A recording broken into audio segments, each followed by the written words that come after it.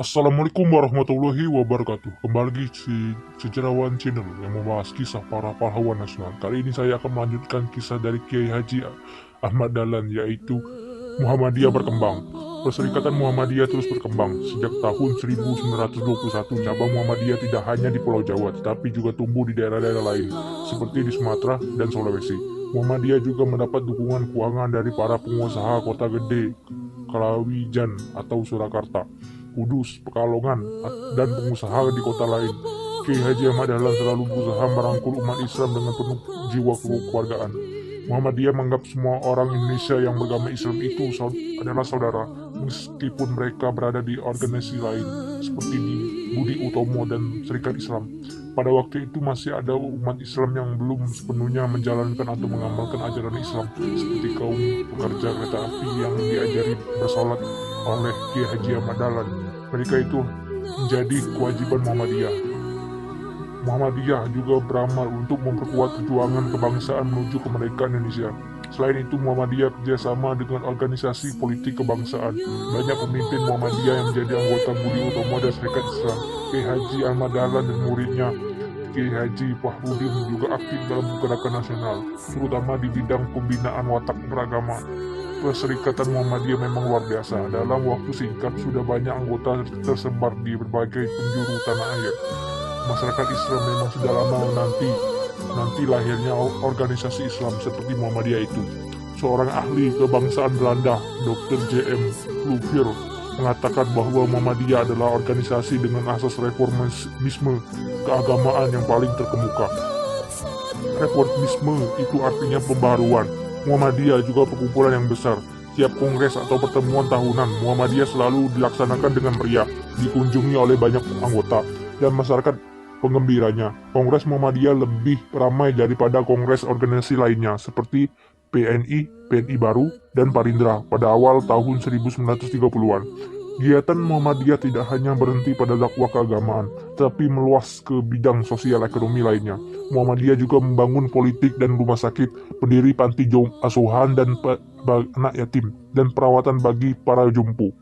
Muhammadiyah juga mendirikan sekolah pertenunan di Yogyakarta.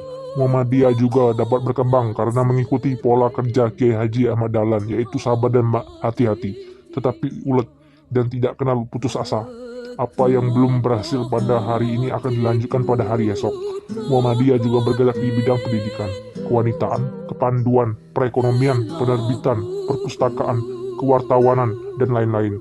Bidang pekerjaan yang luas itu terbagi dalam beberapa departemen yang dinamakan majelis, yaitu Majelis Tarji, Majelis Hikmah, Majelis Aisyah, Majelis Hibbul Watan, Majelis Pemuda, Majelis Pengajaran, Majelis Taman Pustaka, Majelis Tablik, Majelis Penolong Kesengsaraan Umum atau PKU, Majelis Ekonomi, Majelis Wakaf, dan Kehartabenaan.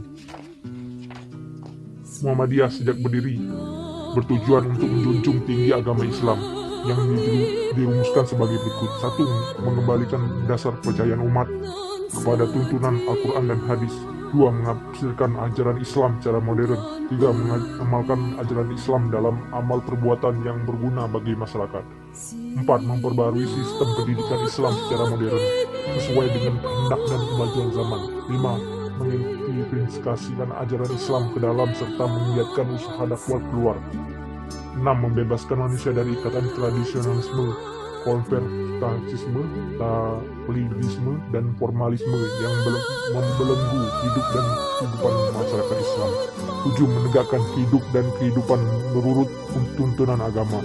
Di bidang agama, Muhammadiyah juga berusaha mengembalikan kemurnian ajaran Islam berdasarkan Al-Quran dan Sunnah Rasul, serta memberantas perbuatan bid'ah dan syirik, misalnya pemujaan roh yang orang yang telah meninggal, mendewa-dewakan kubur, benda keramat, dan pohon keramat. Muhammadiyah melakukan penyebaran agama Islam dengan mengadakan pengajian dan tablik dewasa ini. Pada hari Raya Idul Fitri dan Idul Adha, umat Islam bersolat Idul Fitri dan Idul Adha di lapangan terbuka.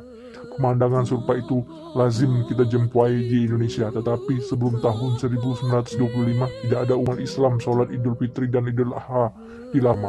Muhammadiyah yang pertama kali menyelenggarakan sholat Id di lapangan pada hari raya Idul Fitri 1334 Hijriah atau 1925 Masehi yang dihadiri 5.000 orang.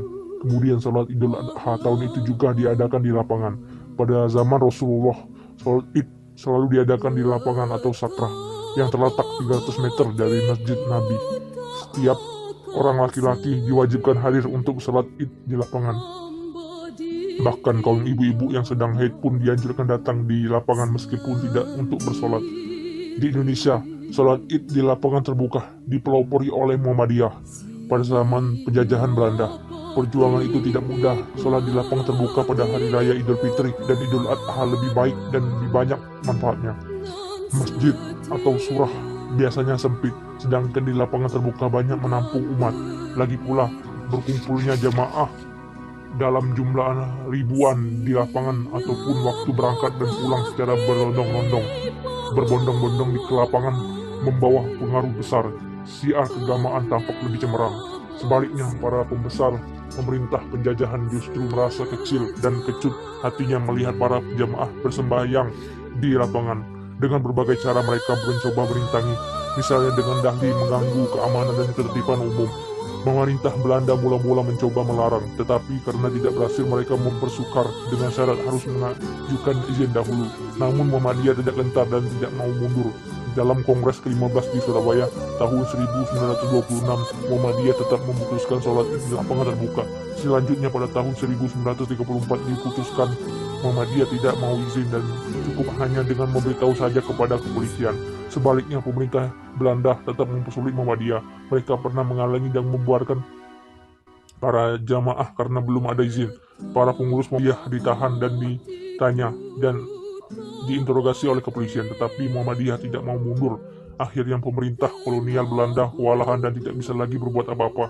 Muhammadiyah juga menjadi pelopor pembentulan arah kiblat masjid, seperti sudah diungkap pada bagian 4. Tindakan itu sudah dimulai oleh Kiai Haji Ahmad Dahlan pada tahun 1996, jauh sebelum dirinya Muhammadiyah.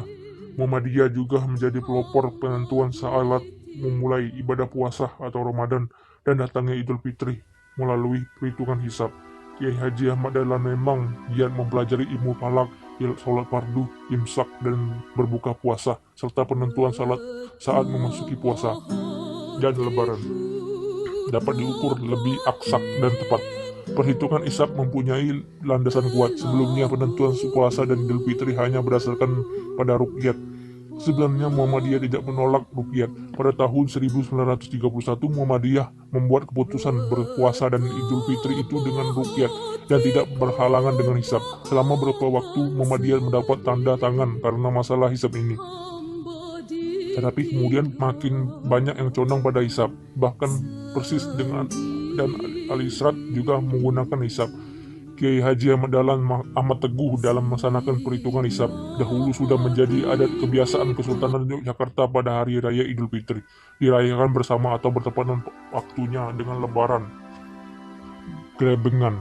Sekali peristiwa sehari raya Idul Fitri menurut hisab hilal maupun ruqyat bil amil sudah tiba mendahului hari raya gelebengan. Disinilah tampak kepribadian Kiai Haji Ahmad Dahlan yang teguh dan pada prinsip. Pada waktu itu Kiai Haji Ahmad Dahlan masih muda dan jabatannya di Kesultanan pun belum tinggi. Dengan keteguhan hati luar biasa, Kiai Haji Ahmad Dahlan diantar ke Kanjeng Penghulu mengetuk pintu keraton Yogyakarta untuk menghadap Sri Sultan. Kiai Haji Ahmad Dahlan menghancurkan berita bahkan pada malam hari itu lebaran Idul Fitri sudah tiba dan esok harinya umat Islam harus berlebaran fitrah. Sedangkan gelebengannya baru jatuh besok lusa. Sri Sultan Hamengkubuwono ke-8 adalah tokoh yang penuh pengertian dan bijaksana. Memberi jawaban, berlebaranlah kamu menurut hisab atau ruqyat, sedangkan gelebengan di Yogyakarta tetap mengikuti kelazimannya menurut perhitungan Aboge.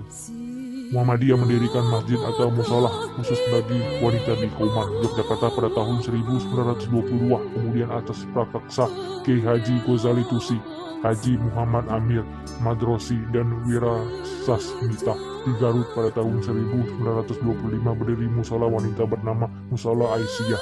Di Pekalongan juga ada Masjid Odika. Muhammadiyah juga mempelopori perbaikan perjalanan haji ke Tanah Suci Mekah. Sejak tahun 1921 sudah dibentuk Badan Bagian Penolong Haji. Keadaan perjalanan dan keadaan para jemaah haji waktu itu masih menyedihkan dan memerlukan perbaikan.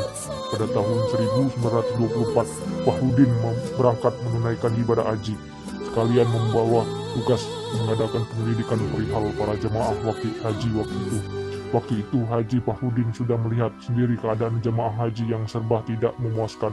Haji Fahrudin langsung menemui Syarif Hussein, pengusaha tanah Arab, untuk memohon perhatian keadaan haji Indonesia dan pelayanannya.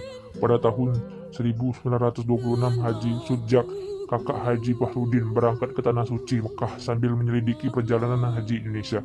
Ternyata para jemaah haji itu mengalami penderitaan di atas kapal Hongsi 3. Mereka tersusun terdempet-dempet di atas geladak kotor.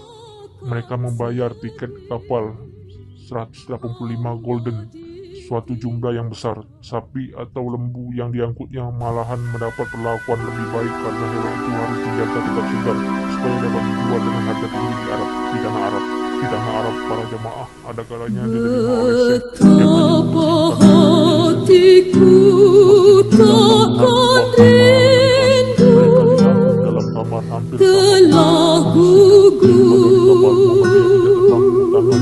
dan berusaha membeli sendiri sesudah Montevideo pihak pemerintah kolonial Belanda betapa hatiku tak akan sedih hamba ditinggal sendiri. Pada tahun 1937 Muhammadiyah Siapa kini pelipur lara nan setia dan perwira. Siapakah kini pahlawan hati pembela bangsa sejati telah gugur pahlawanku tunai sudah janji hati gugur satu tunggu seribu karena hari jaya pasti. Pemerintah Republik Indonesia dengan melampaui berbagai zaman dan keadaan pasang surut Perserikatan Muhammadiyah terus berkembang. Pada tahun 1912 ketika mulai berdiri, jumlah anggota Muhammadiyah baru 9 orang dan pada tahun 1990 tercatat 135.572 belum termasuk simpatisan atau pengembira. Pada tahun 1912 baru ada satu cabang. Pada tahun 1922 tahun terakhir kepemimpinan Kiai Haji Ahmad Dahlan sudah memiliki 25 cabang. Sementara itu pada tahun 1972 terdapat 1.130 cabang dan sarang tentu sudah makin bertambah. Pada tahun 1922 baru mempunyai 7 sekolah. Pada tahun 1990 naik mencapai 14.461 sekolah. Pada tahun 1922 hanya mempunyai 1 rumah sakit atau rumah bersalin. Pada tahun 1990 sudah memiliki 215 rumah sakit. Perserikatan Muhammadiyah mengalami kemajuan. Kemajuan itu tidak lepas dari kepemimpinan Kiai Haji Ahmad Dahlan. Sejak masa awal pendirinya, Kiai Haji Ahmad Dahlan memiliki kiat dan sikap serta pendirian yang khas yang perlu kita teladani. Di antaranya bekerja terus tanpa putus asa walaupun banyak kritik, cemoohan dan ancaman-ancaman berdatangan. Kritik memang perlu kita dengari dan pelajari, tetapi selanjutnya Kiai Haji Ahmad Dahlan menganjurkan agar bekerja terus dengan sabar, berhati-hati, tekun dan ulet tanpa putus asa. Kalau ada celaan dan gangguan terhadap Muhammadiyah, Kiai Haji Ahmad Dahlan selalu berkata, Muhammadiyah itu dijiwil dari kulit, dicetot dari otot. Artinya Muhammadiyah itu kalau dicubit bahkan akan menjadi kulit, dan kalau dipiyuh akan menjadi otot. Maknanya semua kritikan akan membuat Muhammadiyah menjadi makin kuat. Kiai Haji Ahmad Dahlan berkata, setan ora doyan demi ora dulit marang Muhammadiyah. Artinya setan tidak doyan atau tidak suka mendekat kepada Muhammadiyah. Muhammadiyah itu selalu kuat dan bersih sehingga semua elemen yang kotor, jahat dan rusak tidak mampu mengganggu. Muhammadiyah akan selalu tegar dan kuat. Itu saja cerita dari Kiai Haji Ahmad Dahlan. Wassalamualaikum warahmatullahi wabarakatuh. Sudah janji hati